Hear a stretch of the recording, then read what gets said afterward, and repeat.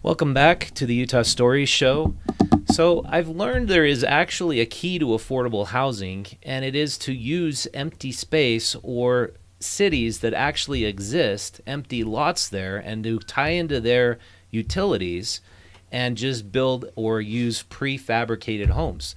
That way, you are not relying on labor costs, you're not relying on building new public wastewater, water lines, electricity lines. You can actually tie into those existing lines and build homes for very, very cheap. So yesterday I had the awesome opportunity to go hang out with a guy named Logan Moffett, who's a developer. He reached out to me and he said, I noticed you're podcasting about affordable housing. I'm trying to build affordable housing, and I'm trying to do it in Gunnison, Utah. And the city has completely shut me down, even though they approved of my site plan. He's already invested like $1 million into this prefabricated community. And sorry about that.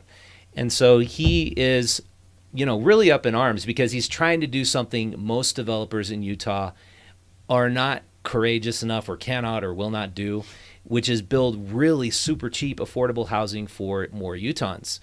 And so, really cool development. Senator Mike Lee is going to come on the program next week to talk about this. I'm going to have him on the program next week to talk about this. Why isn't this happening? Why are so many cities that have plenty of space so resistant to prefabricated home parks? I was going to say mobile home parks. That's what they were traditionally called, but you can build actually really nice prefabricated homes. If you want to go on the cheaper scale, closer to $100,000 there, not quite as nice, but you think about anybody who is living paycheck to paycheck, trapped in a $3,000 a month mortgage, where 50, 60, 70% of their income is going toward paying that mortgage. They're barely surviving by the skin of their teeth. They want to get into a place affordable so they can put money aside so they can have a home. And this has always traditionally been the mechanism. That's what Logan pointed out. The percentage of prefabricated homes that were in any city just 50 years ago was something like 30 to 40%. Now it's in the single digits. We need more prefabricated home communities to accommodate for first-time home buyers. The problem is NIMBYs. All of you who are watching who are saying, oh, I would never, ever allow a mobile home park community in my backyard, or I would never want to look at that. You need to check this out. You need to see that this is the only way we allow your kids, all of the younger people, to have the housing opportunities that we've enjoyed. So I'm going to show you a clip now. I'm going to show you this home buyer. His name is Derek Rico. He got out of his $350,000 two-bedroom townhome into this prefab home, and now he's going to talk about what he's able to afford and do now that he's in this housing community. This is in Gunnison, Utah. All right. All right. Yeah, talk about your struggle to find affordable housing outside of in Utah County and how you found this place. Yeah, so, I'm originally from here, like this is my hometown, but, so that's kind of how I heard about it. But yeah, me and my wife we've been married for 10 years and we've bounced from place to place. And we recently got out of paying, it was $1,500 for a two-bedroom apartment in American Fork, and we finally decided to try and buy something. The only thing we could end up affording was a small, tiny little old townhome in Spanish Fork. It was like 25 or 30 years old. It was pretty old, very, very small. And so we started looking into building a house, and we couldn't find anything that was cheap enough that we could afford. And so we decided to try and move down here where we could hopefully build something. But still, everything down here is super, super expensive. And that's when my parents, who live just down the street over here, said, well, hey, they've got these new manufactured homes over here. Maybe you should go take a look at it. I called Logan, and within a couple days I came out and saw it. And yeah, we sold our house in Spanish Fork and moved down here a few weeks later. And how's it been so far? It's been great. it's just me, my wife, and my son, and then we have a tiny little dog. So, I mean, it's a 3-bedroom, 2-bathroom, and so it's plenty of space for what we need for now. And so... And what did you pay for it, if you don't mind me asking? All together with like the upgrades and like ramp and everything, it was $104,000. Wow. Whereas our townhome in Spanish Fork sold for $375,000. Wow. And I think I might have some issues with this mic. oh yeah. If I face you this way, I know I'm going to be able to hear you No, better. you're good. If you wouldn't mind providing those stats again. Yeah, so we bought this with all the upgrades, including like our air conditioning and everything, for 104, just over 104,000. But yeah, we sold our house in Spanish Fork.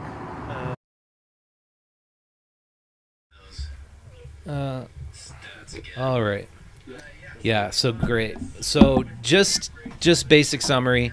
He was in a $375,000 townhome in American Fork.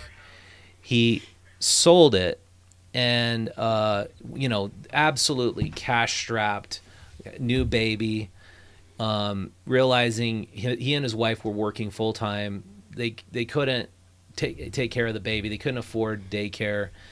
And then their parents see this place in Gunnison going in, this mobile home park, and he's able to cash out, put all the money of his equity into this place where, of course, he's not going to be living there that long. They're planning on saving every penny to get into a real house.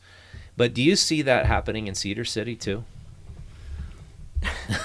So I think the best example is, there was a council person who presented a new what's called neighborhood family zone, and he was going through and he took it to the planning commission, and there was 2 people on that planning commission, and their comments. Now, mind you, these houses were going to be 3-bedroom, 2 baths, about 1,200 square feet on a 5,600 square foot lot, so smaller. Like, the level of snobbery, was ridiculous. Their comments go, well, my kids would never live in a house like that. The ironic thing is, fast forward 3 weeks later, one of those planning commissioners was trying to sell an investment property that they had, and their daughter was living in the basement. It was like one of the worst properties I've ever seen. And I'm like, so you prefer your daughter living here to living in the building basement equity? to affordable I'm like, house. okay, got it.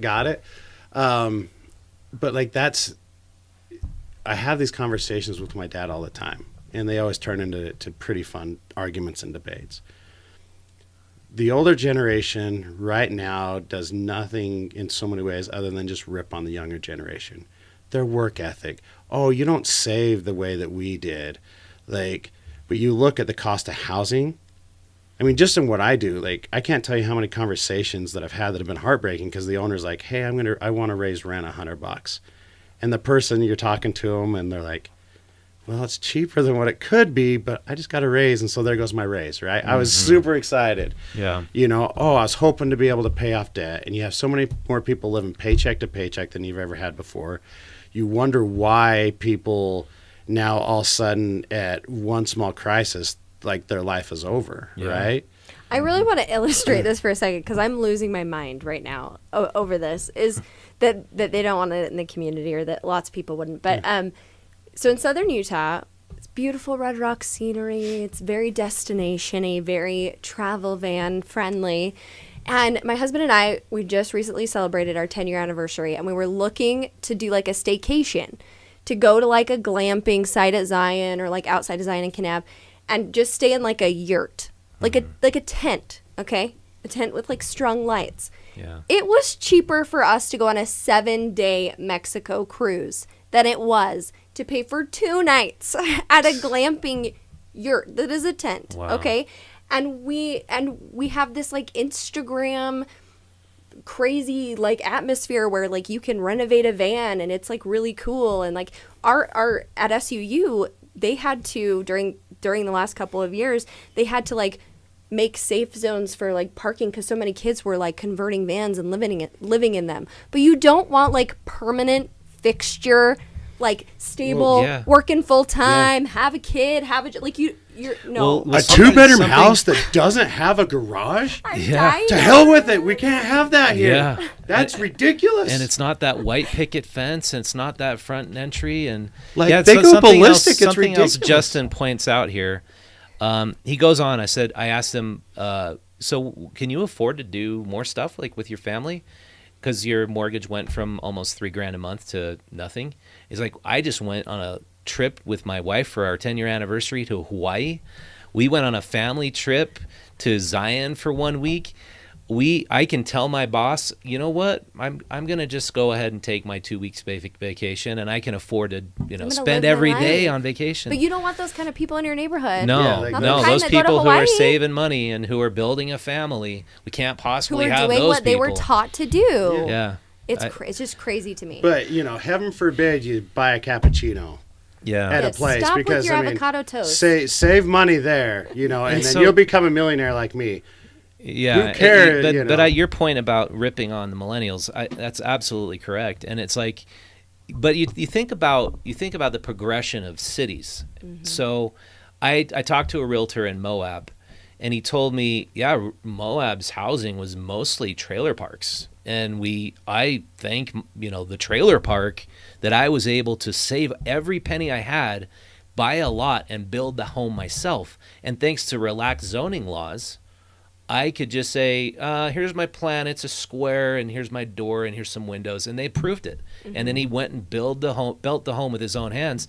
And he said that level of independence is what enabled me to start my own business, have freedom, have a life, and not feel like I'm being smothered by a machine that is just telling me, oh, you're going to own nothing and love it. Like, I think about this Great Reset idea.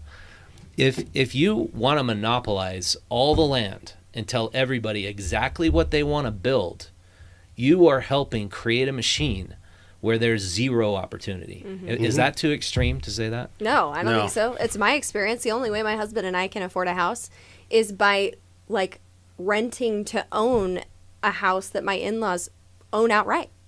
That's not something we can do. I work full-time. I have a master's degree. My husband has a degree. But it's not reasonable. I'm a millennial, and it's just like, well, you want me to just go into debt for the rest of my life? This isn't the life you pay this giant mortgage and be smothered This by isn't it the for life 30 my years? grandpa said. If I worked hard and I showed up to, and I did what I was supposed to do, I'm gonna work until I'm dead and never see anything I wanted to see in the world. That's the reality we have. And those same people that complain. So, we had townhomes that's starting to settle now. 3-bedroom, 2.5-bath townhomes going for $350,000 in Cedar City. Wow. That's bullshit. Sorry, bull crap. You can and say then, bullshit. Okay, I'll still get it. Not in front of me. I'm delicate. But then on top of it, they wonder why are all these investors buying up the property? We want homeowners. Well, the local homeowners can't buy it. So now you have the investors come in charging way too much for rent. And now I have all these stupid renters. Or they're all vacation homes. I want homeowners. Yeah. Well, cool. Make it to where someone can buy a stupid damn home. Well, I want to call out right now Utah politicians, because there is this good old boys club, and they own all the land. They have all the power. They have all the seats in the city council. You know who you are. And you we know guys who you say, are. hey, buddy, I got this plot of land where you can build $300,000 townhomes. It's only going to cost you $100,000 to build them, and there's no other place people can buy. We're going to get at least $300,000. And then this developer comes in, oh, I want to build really super affordable homes. That puts a serious wrench in the gears of the good old boys club, and they shut it down. And if you don't want to invest in the services we were talking about in the previous segment, you are going to have a very rude awakening when your communities are much less safe, because you've created an exponential increase. You're putting people on the streets. Exactly. You're putting people... Children. You're making people way more likely to want to use drugs because their life sucks so bad. And how is the commit foster domestic system? abuse, because Right. most fights are about finances. A lot of them. And how is the foster care system? How is the state going to compensate for all of these children that can't just Yeah. survive in nothing. Like, That's it is, okay. I it got is the mine. biggest problem. You know, I It got is the mine, biggest so you problem just- in you just Utah. back It up. is. And there is no political will to actually solve the problem. Right. There's only political deterrence. All they do is they try to say, oh, yeah, we're all for affordable housing, but we won't possibly allow you to zone an area to actually build it. Well, what's fascinating, so even in Cedar City, I'm going to get in trouble for this. Sorry, Kate. uh-oh. Think about it So, before you say It it. is what it is at this point. I warned you there. This was Go a for trigger. it. Say it. So, like, when you look at anything creative or outside the box, like cities automatically shut it down. And, like, when they talk about affordable housing, like, we had one guy get up in council, and he had this long letter basically saying it was communist housing, and all we're doing with affordable housing is we're bringing in all the rugrat communists and all this stuff, right? And you're like, how do you compete with that crazy level of crazy? But anything outside of the normal that may work and solve the problem, like, I don't know, like, that looks different. How does that look? Like, we tried to convert a hotel, and the first question I got is, I'm like, we're going to do market rate studios, 1 bedrooms, apartments and stuff. And they're like, well, we're concerned about the drugs and hookers, you know, because it's on Main Street. Concerned about Kate's people. Yeah. You don't want them there. And of course, me being the great human being I am, I said, don't worry, those will be on the block. They won't be on Main Street. They'll be in the block behind. I can promise you that. It obviously We'll didn't have help a matters. designated area. They'll be on next West to the smoking. Temple. But yeah, it's like, yeah. We'll send them. but it's just like absolutely ridiculous. It's like, do you guys want to solve the problem or not?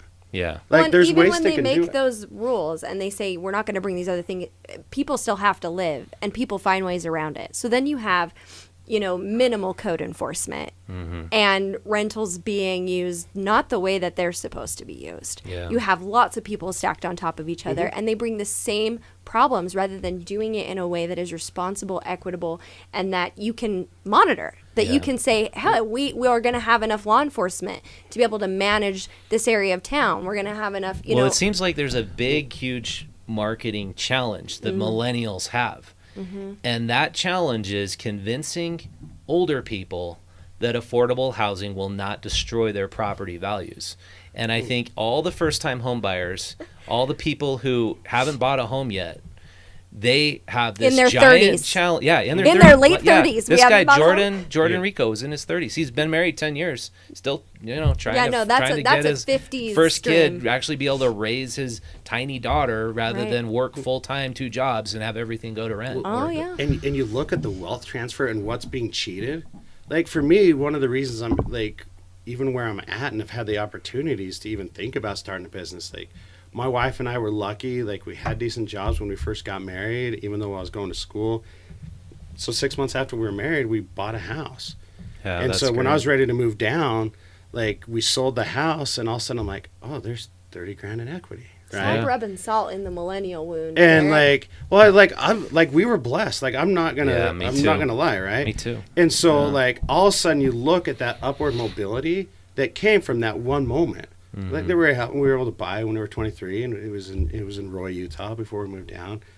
And so just being able to roll that over into our next houses and different things, like, Yeah. it was powerful. Like, we have no debt. Yeah. And so because of that, Yeah, and I You bought know? my first home, 120 grand on $9 an hour. My first job. I was 19 years Kate's gonna old. cry her whole way I home. had 2 roommates who almost covered Kate's my gonna say whole bullshit here mortgage. shortly. So I want to see more. I want to see the documents. And the house was 2 miles from here, Mill Creek. Gosh. And this was like, have we just lost 25 years ago? It was a while ago. But it's like, that was what enabled me to be sitting here having my own business, being able to rant about Right. stuff I don't like. Well, we're also And- not talking about a demographic we've been talking about in Cedar City a ton too, is these family or these, older individuals who are coming to retirement or beyond, and they don't have another Exactly. option other than living that's in a part of- 3-bedroom home. That's part of the marketing you guys got to work on. Because well, it's not just people care about it's older not people, used. It's not us. seniors. Yeah. Yeah, So we let's don't- just maybe say housing for seniors. Yeah. Because Everyone's equally screwed. Yeah, the number of homeless seniors on a fixed income I have come across in the last month, it's skyrocketing. Well, and I can Carol tell you- Hollowell was on the show saying Yep, that is Carol. the latest demographic that is ending up on the streets. Well, and It's- in our shelters, they're becoming hospice situations. really. I mean, I know that Karen Share had a devastating loss in the last year where they had a veteran that it was end of life for him. He had Yeah. nowhere else to go. No one can go. They had to seriously go hospice, and it was like Which isn't what our facilities are for. And anyways. Well, Yeah. unfortunately my wife's blowing up my phone. No, I know. I We got could definitely kids that are talk like, about "Are we this. ever going to see you again?" I'm like, "Yes, but this is important." So, Yeah. Yeah. Well, thank you so much for coming on the program, guys, and Thanks for staying, having us. staying Thanks for long. having us. Yeah, we'll talk It's about it all awesome day. What you're both doing. And yeah, well, maybe You hit a maybe trigger. Salt Lake City can learn from Cedar City after you, You solve can. all the problems there. you can. And We're trying. millennials. All right. Okay, We'll figure it thanks. out. Well, thank you everyone for watching. If you want to support our program, subscribe to Utah Stories Magazine. It's $2 a month. It's the best magazine in Utah, delivered right to your door. $24 for the entire year. It's made of paper, but this protects us from tech censorship and gets you the truth. Thanks for watching. I'll see you next time.